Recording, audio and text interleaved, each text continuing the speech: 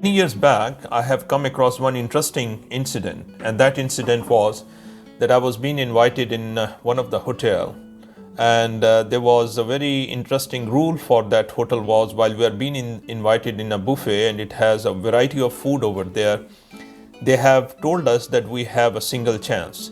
They have given us one platter and they told us that you can just go around and whatsoever you would like to have it in this buffet, but you are not allowed to refill it. It's having only a single round for you.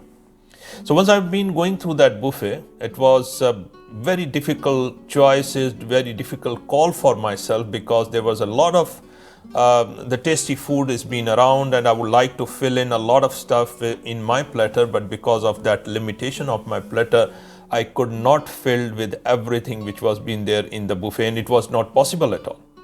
So with what I did, I actually just tried to fill in certain smaller proportion of something which I like the most, and I have to sacrifice, I have to leave behind some of the things, some of the delicious food which I like the most, but there was no space on the platter and I have to put it aside. Now when I came out of this dinner, then I realized one of the interesting life philosophy.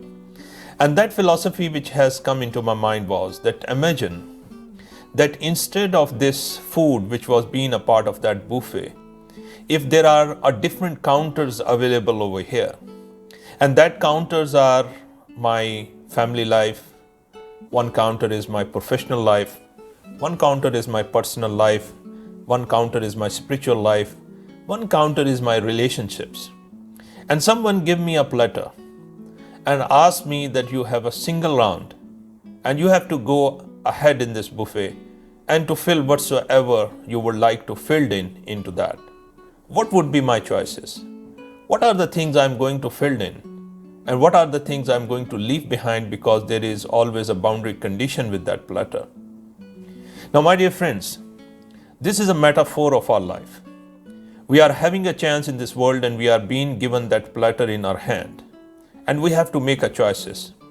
While I have gone through so much of my experiences and traveled across the world and interacted with so many number of people, and I try to see whether these people are happy, successful, having a balance in all of their life. But to my surprise, I get to know that many of the people, they are having a big vacuum in their life, because if in some domains they are having a filled in of their platter with the big success in form of finances, in form of big titles, but their family life is non-existent and totally disaster for them.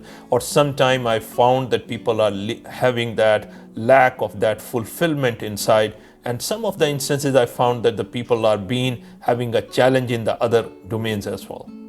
Now that was the triggered in my mind, and I thought, what is the best way in which we can fill our platter in such a way that we are having a happy and a successful life? So this 24 gold coin has emerged from that philosophy, and it has been written in an evolutionary way, in a sense that there is 24 chapters in the book, and the first, as we grow in our life, so what are the different stages we go through? Number one, we go through our professional life. After your school and colleges, you start your journey, and then in the professional life you have some sort of aspirations. You would like to go through, achieve the big titles, you would like to have a good business, you would like to have a good titles in the jobs, etc. Now what happened? The next phase started happening, because when you are having a family around, when you are having a kids, and when you are having the near one and dear one around, the family or priorities started shaping up on a different scale altogether. Then our family life sometime started having more value, more meaning for us when we reach into our middle ages. As we grow further, there is another dimension started happening up, and that is the enlightenment on the spiritual side.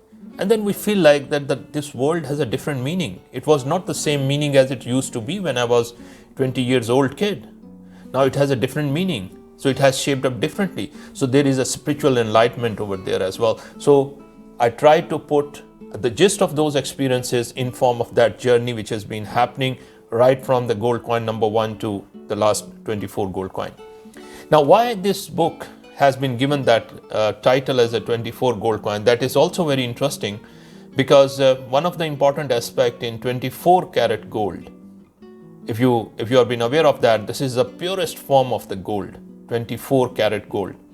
So I have made a promise to all of my readers that whatsoever I've been written in this book is sincere, pure, and from the core of my heart, and it is going to touch upon some of the hearts around the world.